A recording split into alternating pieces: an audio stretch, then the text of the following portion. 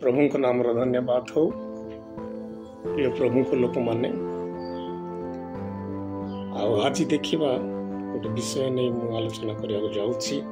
जहाँ लिखा जाइए बाइबल गोटे पद आ लुकलिखित सुसमाचार 18 पर्व 14 पदर लिखा जाए जे जीशु कही एक उक्ति जे आपना को उन्नत बोली देखाए ताको उन्नत करा जीवो और जे आपना को उन्नत करे ताको उन्नत करा जीवो। आजिकली देखुछु जीशु कहवा प्रकार ए विषय आपण मानक निकट रे उपस्थित होइथिबो आपण मन जानि थिबे स्मरण रे आनंतु जो मन बा जानि नांती या क्यों आधार रे जीशु कहिथिले ता मते जानंतु जे आपण को उन्नत बोली देखाए ताको उन्नत करा जीवो। आजिकली देखुछु समाज रे जे अधिकांश क्षेत्र रे उन्नतता अनेकों ठारे देखा जाउछि उन्नत बोली भावुछंती कारण उन्नत माने धनी नियंतु जगत रे बंचु बंचु जार धन संपत्ति अधिक रहउछि अधिक होई जाउछि आ से निज को भावुछि मुई उन्नत होई जाइछि आ से धन संपत्ति द्वारा तार से विषयता को गर्वित करुछि आउ केते कोठारे ज्ञान रो विषय को देखा जाए ज्ञान बढ़ी जीवो पंडित्यता अधिक हो गले से माने निज को से माने बड़ बल एटा देखा जाउछि प्राय आजिर कली किंतु आउ प्रथम जन तार 2:16 पदर लिखा जाए जे शारीरिक अभिलाष चक्षुर अभिलाष पुणी लौकिक गर्व या पिता ठारू मात्र संसार उत्पन्न होइछि तेणु ये गर्व जोटा कि अन्य मानक गोटे हीन चक्षुरे देखवाटा अन्य मानक पचारिबाटा नाई अन्य मानक गोटे अंडर एस्टिमेट करिकी रहिबा द्वारा निजको निजे से माने उन्नत बोली देखाई आउ जीशु कहवा प्रकार जगत रे ही सेटा देखा जाए जगत रे ही से सब लोक माने आउ से विषय को एटा करूचंती निज को उन्नत बोली देखौचंती किंतु आत्मिक दिक रे सेटा उन्नत बोली कहा जीव नै कारण आउ लौकिक गर्व जोटा कि सिटी प्रकाश पाइछि आ जगत रु आस्तिबा गर्व जगत रु आ सेटा लौकिक गर्व सेटा गर्व से मान कोन करछि आउ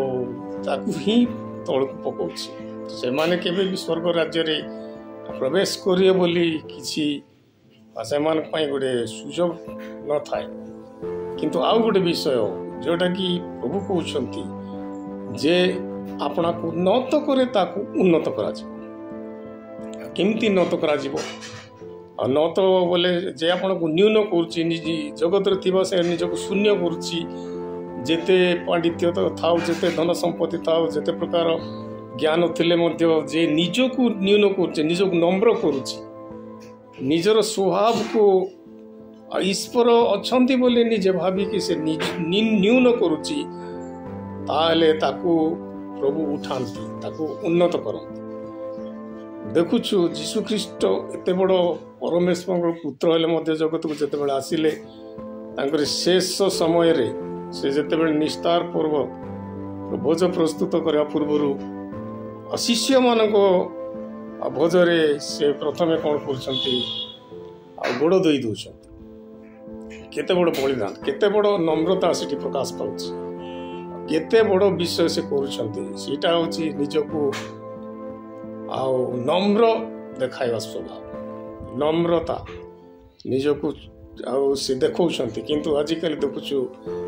आउ विशेष करी आ पद पदवी रहिले आउ गोटे विषय पाईगले लोक माने आउ निजको ही आउ बड़ बोले मन करूछंती किंतु नम्रता से मानको जीवन रे नथिबा द्वारा आउ से नम्रता आउ कार्य करिवो केते बेले आत्मिक जीवन रे सेटा कार्य करिवो आत्मिक जीवन जेते बेले हमें गोटे विषय रे आउ छिड़ा ही परुछु